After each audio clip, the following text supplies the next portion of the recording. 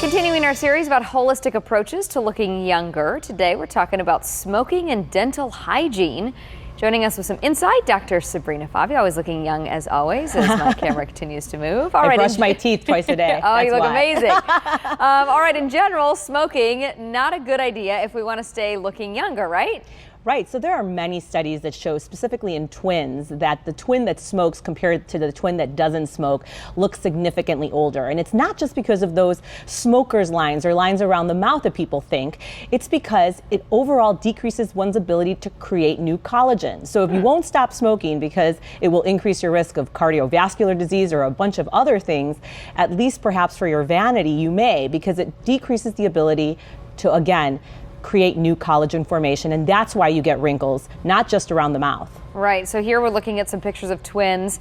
The guy on the right, obviously the smoker, the guy on the left, the non-smoker. And I want to get to the pictures of women in just a second, but Dr. Fabi, you mentioned the lines around people's mouths, but talk to me in your field. You see a lot of people who want to have cosmetic surgery. What other areas do you feel like smoking really impacts us when it comes to aging? Well, it decreases our ability to create new bone formation. And so that's like the running theme with all of these different segments, whether it's stress or whether it's our ability to exercise. All of those things, too much stress decreases our ability to increase bone formation. And then again, with smoking, decreases our ability to turn over new bone. And so here you can see in the smoker on the right side of your screen how she just doesn't have skin quality, not so bad, but volume. She doesn't have the volume to support all that soft tissue. She looks hollower because when you go into menopause, you decrease your ability to turn over new bone if you are a smoker. And that matters. Bone matters. And it's not just smokers. And so why is this occurring?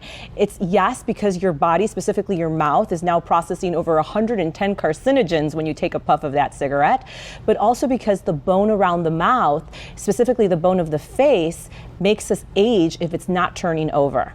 All right, and what about, besides people who are smokers, just overall mouth hygiene? You mentioned you brush twice a day, which is excellent, as most of us do, but brushing, flossing, sort of overall oral hygiene, does that contribute to how young or how old we look? Right, and so our maxilla and our mandible are two of the most important structures of bone in our entire face.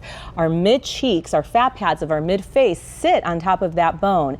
And so if you are doing things that are eroding that bone, then you're not going to have the structure to support all that soft tissue, and then you're going to see what you perceive as jowling or sagging of your lower of your mid-face.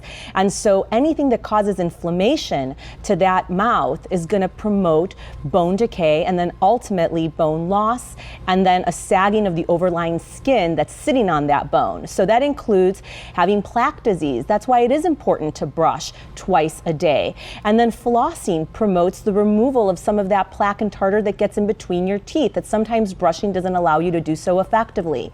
And then more importantly, going to see your dentist every 6 months in order for them to clean and make sure that you're not progressing to more inflammation that you may not be capturing when you're just brushing your teeth and flossing. Listen, if you're not brushing, flossing, going to see the dentist, and you smoke, you are going to be in rough shape.